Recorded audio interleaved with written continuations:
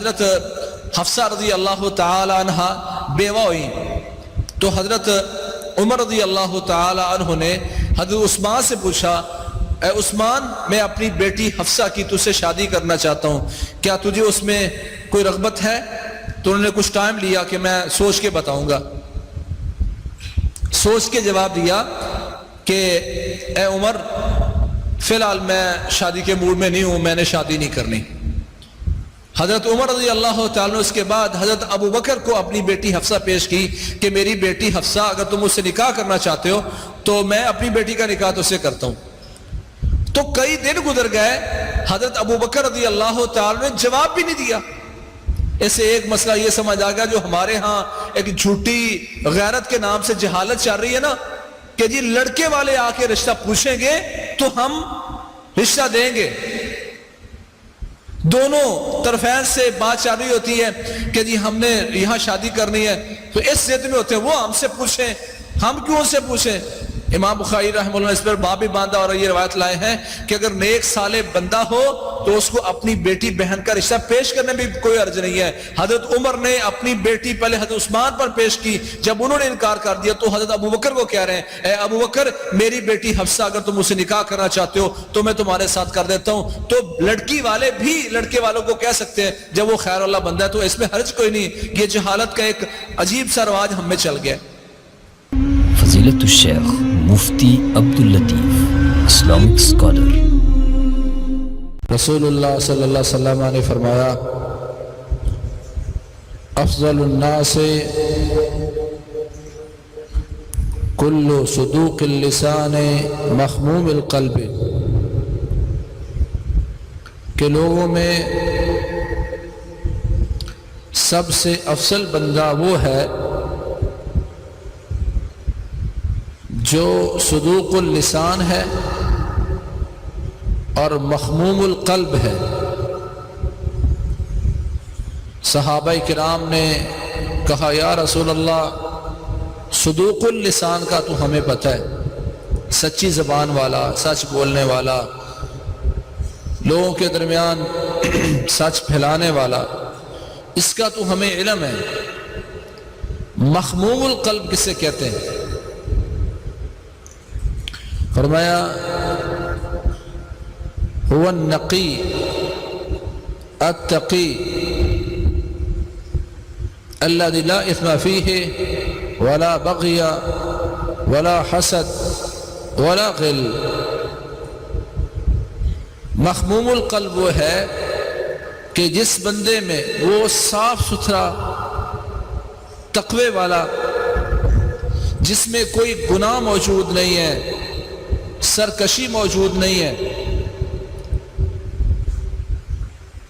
حسد اس میں نہیں ہے اور کینہ نہیں ہے اس میں. یہ مخموم القلب ہے. اللہ کریم نے اس بندے کو دنیا میں سب سے افضل قرار دیا ہے. ہم نے پچھلے خطبات میں مسلمانوں کا باہمی تعلق کیسا ہونا چاہیے، لا تعلقی نہیں ہونی چاہیے. رشتہ داروں کے ساتھ ان کی کمیوں کوتاہیوں کے باوجود رشتہ داری جوڑے رکھنا عظیم ترین عمل ہے. اس پر بھائیوں کی توجہ دلائیے. آج مسلمانوں کے سامنے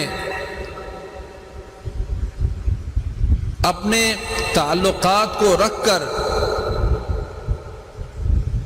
ان کمیوں کوتاہیوں کو دور کرنا. عام مسلمانوں کے ساتھ تعلقات کیسے ہیں، رشتہ داروں کے ساتھ میری رشتہ داری کس حد تک ہے، اور اس میں آنے والے معاملات میں ایک مسلمان اور مومن کا کردار کیا ہونا چاہیے. اس ضمن میں جو روایت میں نے عرض کی کہ سب سے افضل بندہ وہ ہے جو صدوق اللسان ہے، سچی زبان استعمال کرتا ہے، سچ بولتا ہے، اور پھر مخموم القلب ہے کہ وہ ہر وقت اپنی زندگی کو، اپنی زبان کو، اپنے کردار کو صاف ستھرا رکھنے کی کوشش کرتا ہے، تقوی والی رکھنے کی کوشش کرتا ہے. لا اثم فیہ، اس میں کوئی گناہ موجود نہیں ہے، گناہوں سے بھی احتراز کرتا ہے، دور رہتا ہے.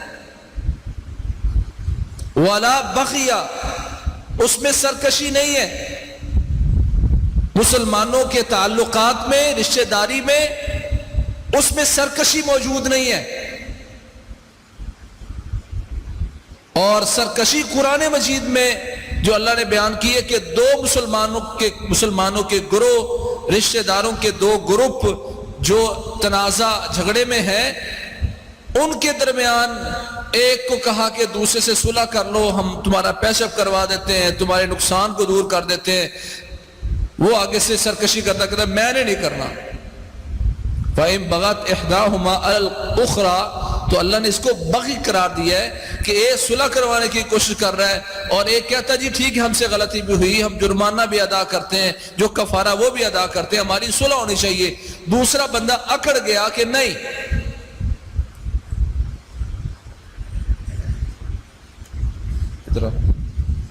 کرسیاں کتنے رہتی ہیں، تھوڑی لوگ کرسیاں لبدے رہتے ہیں۔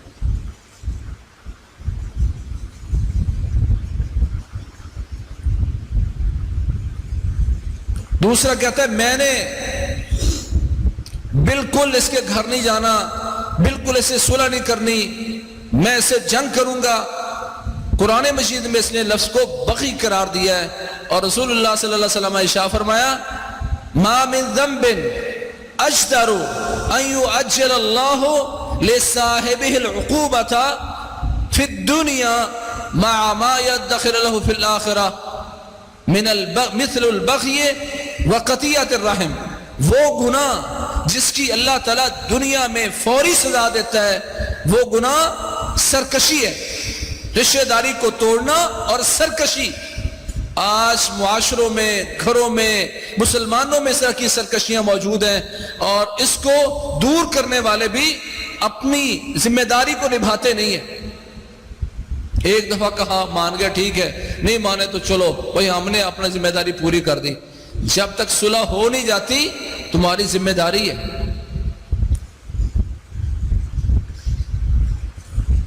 بڑی ہم نے حدیث سنی کہ رسول اللہ صلی اللہ علیہ وسلم نے صحابہ کی موجودگی میں فرمایا کہ جو شخص ابھی اس دروازے سے اندر داخل ہوگا ہوا من اہل الجنہ، وہ جنتی ہے۔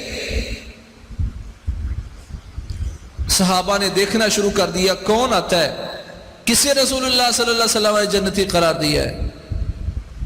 دیکھا انصاری صحابی تشریف لائے ہیں، بائیں ہاتھ میں جوتا پکڑا ہوا ہے، انہوں نے آ کے مسجد میں ایک طرف رکھا اور 2 رکعتیں پڑھی اور آ کے بیٹھ گئے۔ اگلا دن ہوا تو پھر آپ نے فرمایا کہ جو ابھی اس دروازے سے داخل ہوگا وہ جنتی ہے۔ محمد کریم صلی اللہ علیہ وسلم وحی سے بولنے والے، دوسرے دن دیکھا تو دوسرے دن بھی وہی صحابی تھا۔ صحابہ میں وہ صحابہ جو ہر وقت محنت کر کے، زیادہ سے زیادہ عمل کر کے، جو اپنے آپ کو جنتی بنانا چاہ رہے تھے، ان میں حضرت عبداللہ بن عمر بن عاص رضی اللہ تعالی عنہ بھی ہیں، جو ایک دن روزہ رکھتے ہیں، ایک دن افطار، ایک دن روزہ ایک دن افطار، زندگی روزوں میں گزر رہی ہے۔ سال میں 6.5 مہینے ان کے روزوں میں گزرتے تھے۔ رمضان کا مہینہ پورا روزے، باقی 11 مہینوں میں ایک دن روزہ ایک دن افطار، 5.5 مہینے وہ 6.5 مہینے روزوں میں گزرتے ہیں سال میں۔ اتنے پیارے صحابی۔ قرآن مجید کی کیفیت یہ ہے کہ 3 راتوں میں قرآن ختم کرتے ہیں تہجد میں۔ ان کے دل میں تڑپ پیدا ہوئی کہ محمد کریم صلی اللہ علیہ وسلم نے اسے جو جنتی قرار دیا تو دیکھوں عمل کیا ہے جس کی وجہ سے رسول اللہ صلی اللہ علیہ وسلم اسے جنتی قرار دے رہے ہیں۔ ان کے ساتھ ہو گئے، میں تمہارے ساتھ ہوں، میں تمہارے گھر میں مہمان بن کے رہنا چاہتا ہوں۔ ایک عذر بھی پیش کیا کہ کسی کے ساتھ ناراضگی ہو تو 3 دنوں تک آپ ناراض رہ سکتے ہیں، تو 3 دن ان کے ساتھ رہنے کے لیے ایک عذر پیش کیا کہ میری تھوڑی سی انبن بنی ہوئی ہے تو میں نے 3 دن آپ کے ساتھ رہنا ہے۔ انہوں نے کہا بسم اللہ رہیں۔ سارا دن ان کے ساتھ گزارا کہ دیکھوں کون سا وہ عمل ہے جس کی وجہ سے محمد کریم صلی اللہ علیہ وسلم نے اسے جنتی قرار دیا ہے. سارے دن میں کوئی چیز ایسی اضافی نظر نہ آئی جو اس صحابی نے کی اور باقی نہ کرتے ہوں. باقیوں کا بھی عمل وہی ہے اور ان کا بھی. سوچنے لگے شاید رات کو کوئی عمل کرتے ہوں گے جو باقی صحابہ نہیں کرتے. رات کو دیکھا کہ وہ اسی حساب سے سوئے ہیں, تہجد وقت اٹھے ہیں, رکعتیں ادا کی ہیں, تو یہ عمل تو باقی صحابہ بھی کرتے تھے. دوسرا دن اور دوسری رات بھی ایسے گزر گئی, تیسرا دن تیسری رات ایسے گزری. جانے لگے تو کہنے لگے اے میرے ساتھی, محمد کریم صلی اللہ علیہ وسلم نے تجھے جنتی قرار دیا تھا تو میں اس لیے تیرے ساتھ تھا کہ دیکھوں تیرا عمل کون سا ہے جس کی وجہ سے محمد کریم صلی اللہ علیہ وسلم تجھے جنتی قرار دے رہے. تو مجھے کوئی عمل ایسا نظر نہیں آیا جو آپ نے کیا ہو اور باقی صحابہ نہ کرتے ہوں. میں یہ دیکھنے آیا تھا تم میں جنتیوں کی وہ کون سی واضح علامت ہے جو باقی صحابہ میں موجود نہیں اور اس کی بنا پر پیارے پیغمبر تمہیں جنتی قرار دے رہے ہیں. فلما تولى عنه عبد الله بن عمرو ناداه, جب حضرت عبداللہ بن عمر جانے لگے رضی اللہ تعالی عنہ تو صحابی نے اس کو بلایا, عبداللہ تشریف لائیے, ایک عمل ایسا ہے جو تجھ سے مخفی رہا, پوشیدہ رہا, جس کا تجھے علم نہیں ہے. مجھے اللہ پر امید ہے کہ میرے اس عمل کی وجہ سے محمد کریم صلی اللہ علیہ وسلم نے مجھے جنتی قرار دیا ہے. اور وہ کیا ہے؟ انی لا اجد فی نفسی, انی لا اجد فی نفسی للمسلمین غلا وفی روایہ غشا. جس عمل کی بنیاد پر مجھے امید ہے میرے رب نے مجھے جنتی قرار دیا ہے وہ یہ ہے کہ میں مسلمانوں کے بارے میں اپنے سینے میں, اپنے دل میں کوئی کینہ اور بغض جمع نہیں کرتا. کسی مسلمان نے زیادتی بھی کی, بات بھی کی تو میں اس کو معاف کر دیتا ہوں, سینہ صاف کر کے سوتا ہوں. اللہ کے نبی محمد کریم صلی اللہ علیہ وسلم نے جو جنتی قرار دیا مجھے امید ہے وہ یہ عمل ہے.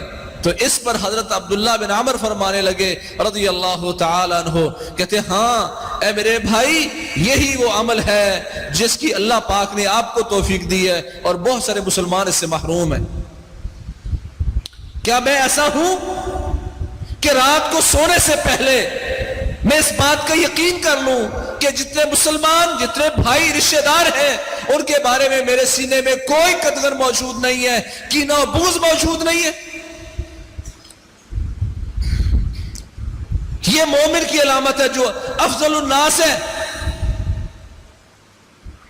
النقی التقی الذی لا اثم فیہ ولا بغی ولا حسد ولا غل.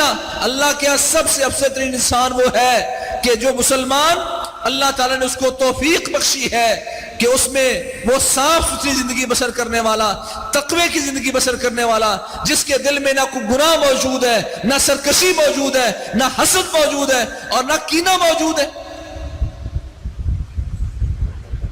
آج حسد سے پکا ہوا میرا سینہ اور غل, لا شیئان لا یجتمعان فی قلب عبد, دو چیزیں ایسی ہیں جو کسی بندے کے دل میں جمع نہیں ہو سکتی. بیک وقت دو چیزیں کسی مومن کے دل میں ہو نہیں سکتی, الایمان والحسد, ایمان بھی دل میں ہو اور حسد بھی دل میں ہو, یہ ہو نہیں سکتا. ایمان دل میں آئے گا تو حسد نکل جائے گا اور اگر حسد دل میں آ گیا تو ایمان نکل جائے گا. یہ حدیث ہے رسول اللہ صلی اللہ علیہ وسلم کی. ہمارے سینے حسد سے, کینہ سے بھرے ہوئے. اللہ نے کسی بندے کو کوئی نعمت دے دی, نیک اولاد دے دی, اچھی بیوی دے دی, مال متا دے دیا, تو میں کوٹتا رہتا ہوں. حاسد کے لیے دنیا میں یہی عذاب کافی ہے کہ اللہ کسی پر نعمت کرے اور یہ جلتا رہے. کس پر اعتراض کر رہے ہیں آپ در حقیقت حاسد در حقیقت اللہ پر ناراض ہوتا ہے, اللہ کی تقدیر پر وہ تنقید کرتا ہے, اللہ کے فیصلے پر راضی نہیں ہے. وہ دیا کس نے؟ اللہ نے, اور وہ سمجھتا ہے اللہ نے ناانصافی کی ہے, اس کو ملنا نہیں چاہیے تھا, کیوں ملا ہے؟ سینہ اس کا کینے سے بھرا ہوا ہے. صحابہ کرام نے جو زندگیاں گزاری اتنی صاف ستھری, صحیح بخاری میں موجود ہے, اغضب ابو بکر عمر, حضرت ابو بکر رضی اللہ تعالیٰ عنہ نے کسی مسئلے پر حضرت عمر کو ناراض کر دیا, غصہ دلا دیا حضرت ابو بکر نے حضرت عمر رضی اللہ تعالیٰ عنہ کو. کوئی بات ہوئی تو غلطی حضرت عمر سے ہوئی تو حضرت ابو بکر رضی اللہ تعالیٰ نے جو ڈانٹا تو اس قدر ڈانٹا کہ خوب ڈانٹ دیا. سامنے سے حضرت عمر کے دل میں بات آئی رضی اللہ عنہما کہ ٹھیک ہے میں نے غلطی کی تھی, پر اتنی غلطی تو نہیں کی تھی کہ مجھے اتنا ذلیل کرتے, اور یہ دل میں بات آ گئی اور وہ اٹھ کے ناراض ہو کے چلے گئے. ابو بکر رضی اللہ تعالی عنہ ان کو احساس ہوا کہ ٹھیک ہے حضرت عمر نے کوئی غلطی کی تھی, پر اتنی بڑی غلطی تو نہیں تھی کہ میں اس کو اتنا ڈانٹتا, مجھ سے زیادتی ہو گئی ہے, مجھ سے ظلم ہو گیا ہے. حضرت عمر رضی اللہ تعالیٰ ان کے گھر جا پہنچتے ہیں. مہینے نہیں گزرے, ہفتے نہیں گزرے, دن نہیں گزرے, چند لمحات گزرے کہ حضرت ابو بکر ان کے پیچھے. آج کتنے مسلمانوں میں یہ بات موجود ہے, کہتے کوئی مسئلہ نہیں, کل منوا لیں گے یار, کل بات کر لیں گے. بھائی کل تک شیطان نے کتنے جال بن دینے. شیطان تو چاہتا ہے مسلمانوں کو لڑائے. رسول اللہ صلی اللہ علیہ وسلم نے ارشاد فرمایا کہ جو ابلیس ہے اس کا تخت اس وقت پانی پر ہے. یا باس السرایا ہو, وہ اپنے لشکر روانہ کرتا ہے مشرق میں, مغرب میں, شمال جنوب میں, کہ یہاں مسلمانوں کو, غیر مسلموں کو دنیا میں فساد مچاؤ, لڑائیاں پیدا کرو اور اس پہ گناہ پیدا کرو. پھر آ کے شام کو رپورٹ لیتا ہے, رپورٹ تو مجھے تم نے کیا کچھ کیا ہے. شام کو ہر شیطان آ کے اپنی رپورٹ پیش کرتا ہے, میں نے جی آج مسلمان کو شراب پلا دی. کہتا چل چل یہ عمل ہے, کو بڑا عمل کرنا, پھر میرے سامنے آنا. ایک آتا جی میں نے چوری کروا دی, اس کو بھی دھتکار دیتا ہے, یہ بھی کوئی عمل ہے. ایک کہتا ہے میں نے زنا کروا دیا, کہتا دفع ہو جا, یہ بھی کوئی عمل ہے. چلتے چلتے ایک شیطان آ کے کہتا ہے آج میاں بیوی جھگڑے تھے, میں ان کے درمیان ایسا گھسا کہ خاوند نے بیوی کہنے لگی 2 طلاق ابھی. خاوند کہتا چل جا تمہیں طلاق ہے. میں نے اتنا ان کو لڑایا, ان کے درمیان اتنا غصہ پیدا کیا کہ خاوند نے بیوی کو طلاق دے دی. اسی لیے رسول اللہ صلی اللہ علیہ وسلم نے فرمایا کہ یہ غصہ شیطان کی طرف سے ہوتا ہے, اور جب انسان کو غصہ چڑھے تو وہ اعوذ باللہ من الشیطان الرجیم پڑھ لے تو اللہ کریم اس سے غصے کو دور کر دیتا ہے. پیارے پیغمبر کی مجلس میں ایک صحابی نے دوسرے صحابی سے تھوڑی سی تلخی کی تو فرمایا انی لعالم کلمۃ لو قالها لذهب عنه ما یجد, میں ایک ایسا کلمہ جانتا ہوں, ایک ایسا جملہ جانتا ہوں, اگر یہ صحابی پڑھ لے جو غصے ہو رہا ہے تو اس کا غصہ ختم ہو جائے. پھر کہا اعوذ باللہ من الشیطان الرجیم, اگر پڑھ لے تو اس کا غصہ ختم ہو جائے گا. آج نہ بیوی کہتی خاوند کو اعوذ باللہ پڑھو, نہ خاوند کہتا ہے بیوی کو اعوذ باللہ پڑھو, نہ جھگڑنے والے کہتے ہیں اعوذ باللہ پڑھو. بھائی آج جب اللہ تعالیٰ کے بعد میں اللہ کے واسطے دے دے کے صلح کروانے کی کوشش کرتے ہیں, جب درمیان میں آپ نے اللہ کو نکال دیا تھا, اللہ کا جو طریقہ تھا, کتاب و سنت کا جو فہم تھا, جب وہ نکال دیا تو آپ اللہ کے واسطے دو گے بھی تو کیا فائدہ ہے. کہتا میں ان میاں بیوی میں ایسا گھسا کہ میں نے طلاق دلوا دی. رسول اللہ صلی اللہ علیہ وسلم شاہ فرماتے ہیں ابلیس اپنے تخت سے اٹھتا ہے اور اس شیطان کو بلا کر اپنے سینے سے لگاتا ہے اور اس کو شاباش دیتا ہے, کہتا ہاں یہ ہے عمل. شیطان کے نزدیک شراب پلانے سے, زنا کروانے سے, چوری سے بڑا جرم یہ ہے کہ مسلمانوں کے درمیان لڑائی پیدا کر دی ہے.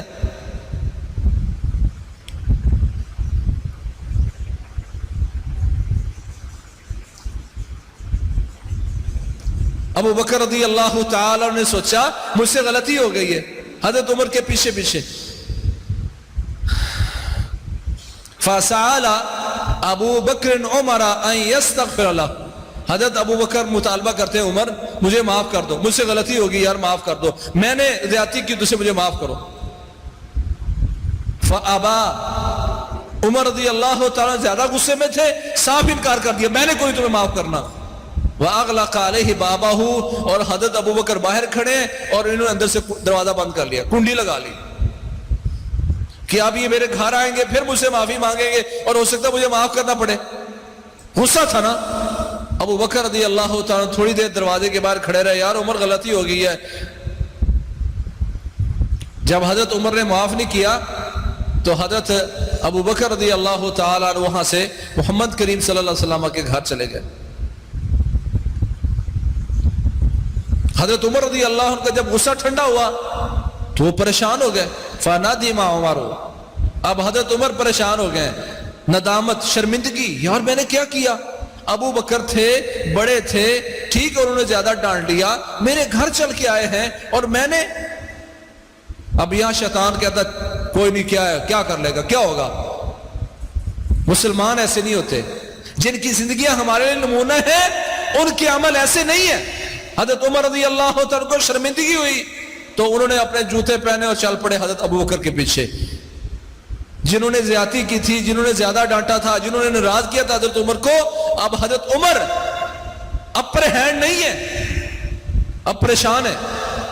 ندامت سے اٹھے اور وہاں چل پڑے محمد کریم صلی اللہ علیہ وسلم کے پاس. حضرت ابو بکر رضی اللہ تعالی عنہ نے جا کے اپنی بات بتائی کہ یا رسول اللہ ٹھیک ہے حضرت عمر نے ایسا کہا تھا, میں نے ذرا ڈانٹ دیا, پر میں ان کے گھر گیا ہوں, معافی مانگنے گیا ہوں, انہوں نے مجھے معاف نہیں کیا. اس سے یہ بات سمجھ آئی کہ آپ کے خاندان میں, آپ کے عزیزوں میں, آپ کے دوستوں میں کچھ تو ایسے ہونے چاہیے جس کے سامنے آپ جا کے بات رکھیں تو آپ کی صلح کروانے والا ہو.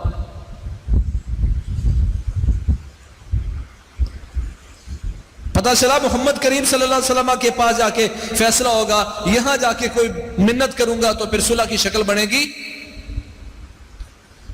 اتنی دیر میں حضرت عمر آ گئے. رسول اللہ صلی اللہ علیہ وسلم نے جو حضرت عمر کو ڈانٹنا شروع کیا کہ عمر تم کیا کرتے ہو, تم وہی ہو نا جب ساری دنیا نے مجھے جھوٹا قرار دیا تھا تو ابو بکر تھا جس نے میری تصدیق کی تھی, تم سارے بھاگ گئے تھے, اس نے مجھے سینے سے لگایا. جب باتیں کرنا شروع کیا اور ڈانٹنا شروع کیا تو حضرت عمر کہتے ہیں یا رسول اللہ مجھ سے غلطی ہو گئی ہے. تو حضرت ابو بکر کہتے ہیں انی کنت لاظلم, یا رسول اللہ عمر کو نہ ڈانٹیے, غلطی تو میری ہے, ظلم تو میں نے کیا ہے, زیادتی تو میں نے کی ہے. وہ کہتے ہیں یا رسول اللہ غلطی میری ہے. عمر کہتے ہیں یا رسول اللہ غلطی میری ہے. آج کہاں سے ملیں گے وہ مسلمان جو کہتا ہے میری غلطی ہے, وہ کہتا ہے میری غلطی ہے. میں تو کہتا ہوں اس نے یہ کہا تھا, اس نے بھی تو ایسا کیا تھا, اس نے بھی تو یہ رویہ اپنایا تھا. میں اگلے بندے کو عذر دینے کی کوشش کرتا ہوں. یہاں جہاں صلح ہوتی ہے, جہاں سینے صاف ہوتے ہیں, جن کی اللہ تعالیٰ نے ضمانت دی, وَزَيَّنَهُ فِي قُلُوبِهِمْ, اللہ نے جن کے دلوں میں ایمان کو مزین کیا, ان دلوں کی کیفیت کیا ہے, وہ کہتے ہیں میری غلطی ہے, وہ کہتے ہیں میری غلطی ہے. ہیں آپ کے رشتہ داروں میں اس طرح کے رشتہ دار, ہیں آپ کے دوستوں میں مسلمانوں میں اس طرح کے مسلمان, پیدا کرنے پڑتے ہیں. اور رسول اللہ صلی اللہ علیہ وسلم نے ضمانت دی ہے اگر ہم ایمان والے ہیں, ما تواضع احد للہ الا رفعہ اللہ, جو اللہ کے لیے جھک جاتا ہے وہ حق پر ہوتے ہوئے, وہ زیادتی بھی اس سے ہوئی ہے, باتیں بھی اس نے سنی ہے, پھر اللہ کے لیے تواضع اپنا کر معاف کر دیتا ہے, یا اس سے غلطی ہوئی ہے تو تواضع اپنا کے معافی مانگنے چلا جاتا ہے. دونوں صورتوں میں پیارے پیغمبر فرماتے ہیں جو اللہ کے لیے جھکنا سیکھ لیتا ہے اللہ اس کو بلندیاں نصیب فرما دیتا ہے. ہم چاہتے ہیں کہ ہمیں اللہ بلند کرے تو بلندی کا طریقہ اسلام نے بتایا, تواضع. پھر ہم دل کے بڑے کھوٹے ہیں. آپ نے سنا افضل بندہ وہ ہے النقی التقی. نقی کا معنی صاف ستھرا, تقی معنی تقوی والا, دل صاف ستھرا ہے.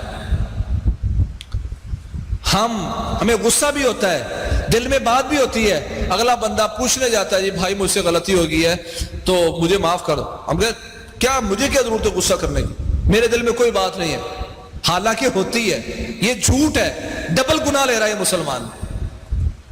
حضرت ابو بکر اور عمر رضی اللہ تعالی عنہ کا ہی واقعہ ہے کہ حضرت حفصہ رضی اللہ تعالی عنہ بیوہ ہوئی تو حضرت عمر رضی اللہ تعالی عنہ نے حضرت عثمان سے پوچھا اے عثمان میں اپنی بیٹی حفصہ کی تجھ سے شادی کرنا چاہتا ہوں, کیا تجھے اس میں کوئی رغبت ہے؟ تو انہوں نے کچھ ٹائم لیا کہ میں سوچ کے بتاؤں گا. سوچ کے جواب دیا کہ اے عمر فی الحال میں شادی کے موڈ میں نہیں ہوں, میں نے شادی نہیں کرنی. حضرت عمر رضی اللہ تعالیٰ نے اس کے بعد حضرت ابو بکر کو اپنی بیٹی حفصہ پیش کی کہ میری بیٹی حفصہ اگر تم اس سے نکاح کرنا چاہتے ہو تو میں اپنی بیٹی کا نکاح تو سے کرتا ہوں. تو کئی دن گزر گئے, حضرت ابو بکر رضی اللہ تعالی نے جواب بھی نہیں دیا. اسے ایک مسئلہ یہ سمجھ آ گیا جو ہمارے ہاں ایک جھوٹی غیرت کے نام سے جہالت چل رہی ہے نا, کہ جی لڑکے والے آ کے رشتہ پوچھیں گے تو ہم رشتہ دیں گے. دونوں طرفین سے بات چل رہی ہوتی ہے کہ جی ہم نے یہاں شادی کرنی ہے, تو اس ضد میں ہوتے ہیں وہ ہم سے پوچھیں, ہم کیوں ان سے پوچھیں. امام بخاری رحمہ اللہ نے اس پر باب بھی باندھا اور یہ روایت لائے ہیں کہ اگر نیک صالح بندہ ہو تو اس کو اپنی بیٹی بہن کا رشتہ پیش کرنے میں کوئی عرض نہیں ہے. حضرت عمر نے اپنی بیٹی پہلے حضرت عثمان پر پیش کی, جب انہوں نے انکار کر دیا تو حضرت ابو بکر کو کہہ رہے ہیں اے ابو بکر میری بیٹی حفصہ اگر تم اسے نکاح کرنا چاہتے ہو تو میں تمہارے ساتھ کر دیتا ہوں. تو لڑکی والے بھی لڑکے والوں کو کہہ سکتے ہیں جب وہ خیر اللہ بندہ ہے, تو اس میں حرج کوئی نہیں. یہ جہالت کا ایک عجیب سا رواج ہم میں چل گیا. حضرت ابو بکر نے جواب نہیں دیا رضی اللہ تعالی عنہ. کچھ دنوں بعد حضرت حفصہ رضی اللہ تعالی عنہ کی شادی محمد کریم صلی اللہ علیہ وسلم سے ہو گئی. اب حضرت ابو بکر آ گئے حضرت عمر کے پاس, لعلک وجدت علیہ, عمر لگتا ہے کہ تجھے مجھ پر غصہ ہے. حضرت عمر فرماتے ہیں ہاں مجھے غصہ ہے, عثمان پر مجھے اتنا غصہ نہیں ہے جتنا تجھ پر غصہ ہے. اس نے مجھے جواب دے دیا کہ میں نہیں کرنا چاہتا, کوئی مسئلہ نہیں. تو نے تو مجھے جواب بھی کوئی نہیں دیا. یہ نہیں کہا میں کون ہوتا ہوں, تیری مرضی تو نے کرنا تھا کیا, نہیں کرنا تو نہ کیا. غصہ تھا اس بات کا کہ آپ جواب دے دیتے. تو حضرت عمر رضی اللہ تعالیٰ نے اپنی ناراضگی کا اظہار کیا کہ میں بالکل ناراض ہوں. اس سے اسلام یہ بتاتا ہے اگر آپ کسی پر ناراض ہیں نا تو فون کر کے اس کو بتائیں کہ بھائی جان میں اس وجہ سے ناراض ہوں. دو باتوں میں سے ایک بات ضرور نکلے گی. ہو سکتا ہے کہ وہ ناراضگی غلط فہمی کی بنیاد پر ہو, اگلے بندے کو وضاحت کرنے کا موقع دینا چاہیے, وہ اپنی وضاحت کرے. مسئلہ یوں نہیں یوں ہے, ہو سکتا ہے وضاحت سے مسئلہ حل ہو جائے. اور اگر اس بندے کی واقعی غلطی ہے تو اس بندے کو اس غلطی کے ازالے کا موقع ملنا چاہیے. وہ آپ سے معافی مانگ لے, وہ دعویٰ کرے اس کا, کہنے لگے ہاں ابو بکر مجھے آپ پر ناراض ہے, میں آپ پر ناراض ہوں, مجھے آپ پر ناراضگی ہے. تو حضرت ابو بکر فرماتے ہیں اگر مجھے وضاحت کا موقع دے تو میں بات واضح کروں, اس کے بعد بھی آپ کا غصہ بنتا ہو تو میں آپ سے معذرت کر لوں گا. بولیے. ہم پہلے ذہن بنا لیتے ہیں مجھے پتہ ہے تیرے پاس کوئی نہ کوئی بہانہ ہوگا, تو نے بہانہ کوئی نہ کوئی گھڑا ہوگا, مجھے پتہ ہے تو نے کوئی صفائی دینی ہے. حضرت عمر نے یوں نہیں فرمایا, کہا بیان کیجئے. ابو بکر کہتے ہیں میں نے دیکھا کہ رسول اللہ صلی اللہ علیہ وسلم نے تیری بیٹی حفصہ کا ذکر میرے ساتھ کیا, اور میں نے محسوس کیا کہ محمد کریم صلی اللہ علیہ وسلم حفصہ سے شادی کرنا چاہ رہے ہیں, تو میں نے اس لیے خاموشی اختیار کی. اگر میں تمہیں آ کے جواب دے دیتا کہ میں نے تیری بیٹی سے شادی نہیں کرنی, تو ہو سکتا محمد کریم صلی اللہ علیہ وسلم شادی نہ کرتے, تو میں جواب دینے کی وجہ سے تیری بیٹی سے محروم ہو جاتا. اور اگر میں تمہیں آ کے بتاتا کہ محمد کریم صلی اللہ علیہ وسلم تیری بیٹی سے شادی کرنا چاہتے ہیں, تو یہ محمد کریم صلی اللہ علیہ وسلم کا راز تھا, اور میں پیارے پیغمبر کا راز افشا نہیں کرنا چاہتا تھا. حضرت عمر رضی اللہ تعالیٰ نے سینہ صاف کر لیا کہ آپ کا یہ عذر ٹھیک ہے, تو دل سے ناراضگی نکال دی. آج خود ناراض رہتے ہیں اور پتہ ہوتا ہے دو لوگ ناراض ہیں, اور میں کبھی اس پوزیشن میں ہوتا ہوں کہ میں ان دونوں کو ملا کے ایک جگہ پہ بٹھاؤں تو صلح بھی کروا سکتا ہوں, پر میں نہیں کرواتا. کچھ لوگ ہوتے ہیں وہ کہتے ہیں کہ لڑائی رہے گی نا تو شاید میری عزت بڑھے گی. نہیں بھائی, رسول اللہ صلی اللہ علیہ وسلم فرمایا الا اخبرکم بافضل درجات من الصلاة والصيام والصدقہ, کیا میں تمہیں الا اخبرکم بافضل درجات من الصيام والصلاة والصدقہ, میرے صحابہ میری امت کے لوگوں کیا تمہیں ایک ایسا عمل نہ بتاؤں جو نماز روزے اور صدقے کے درجے سے افضل ہو. نماز سے افضل عمل, روزے سے افضل عمل, صدقے سے افضل عمل نہ بتاؤں, کون سا عمل ہو سکتا ہے جو نماز روزے اور صدقے سے افضل ہو؟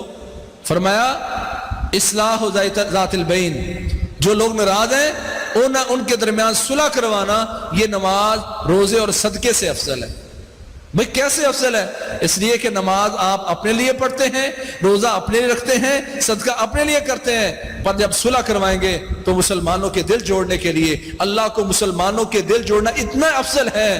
جھوٹ کبیرہ گناہ ہے, کہا دو مسلمانوں کو ملانے کے لیے آپ جھوٹ بولیں گے, فلاں بندہ آج بیٹھا تھا تیرے بارے میں اتنے اچھے کلمات کہہ رہا تھا, وہ پریشان تھا, کہتا یار میرا دوست ہے, میرا بھائی ہے, میرا رشتہ دار ہے, وہ تم سے جڑنا چاہتا ہے. ظاہر بات اگلا بندہ بھی مسلمان ہے, وہ بھی دل رکھتا ہے, وہ کہا یار میں بھی یہی چاہتا تھا کہ یار ہمارے درمیان سے بغض ختم ہو جائے, پھر اس کی بات اس کو اچھائی کرتے کرتے دل جوڑ دیتا ہے. وہ کبیرہ گناہ جھوٹ, اسلام کہتا ہے صلح کے لیے جھوٹ بولو گے تو اللہ کریم اس کو کبیرہ گناہ نہیں تمہارے نامہ عمل میں نیکی کے طور پر رکھ دے گا. کیا ہیں ایسے لوگ صلح کروانے کے لیے جھوٹ بولنے والے؟ کہ نماز, روزے اور صدقے سے افضل ہے لوگوں کے درمیان صلح کروانا. اور کہا وَفَسَاتُ ذَاتِ الْبَيْنِ الْحَالِقَةِ, رشتہ داروں کے درمیان فساد مچانا, الحالقہ یہ موڑنے والا ہے, جیسا کہ آپ ٹینڈ کر دیتے ہیں نا.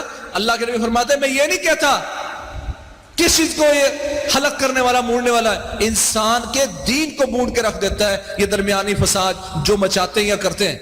ہمیں اس کا احساس ہی نہیں ہے. ان الشیطان قد ایس ان یعبدہ المصلون ولکن تحریش بینہم, کہا مجھے شیطان اس بات سے مایوس ہو گیا ہے کہ نمازی شیطان کی پوجا کریں, اس کے پیچھے چلیں یا اس کا کہنا مانیں, لیکن نمازیوں کے اندر جو اس کا حملہ ہے وہ کیا ہے؟ ولکن تحریش بینہم, وہ مسلمانوں کو آپس میں لڑائے گا. التحریش کہتے ہیں دو جانوروں کو لڑانے کے لیے جب آپ برنگیختہ کرتے ہیں, بھڑکاتے ہیں, ششکارتے ہیں, تو اس کو عربی میں کہتے ہیں تحریش. وہ دو مسلمانوں کو آپس میں لڑانے کے لیے کوشش کرے گا, نمازیوں کو. اور آج ایسا ہو رہا ہے, کٹھے نماز پڑھتے ہیں ایک مسجد میں, لڑے ہوئے ہیں. بھائی اسلام اس کو پسند نہیں کرتا. 3 دنوں سے زیادہ لا تعلق رہنا جائز نہیں ہے.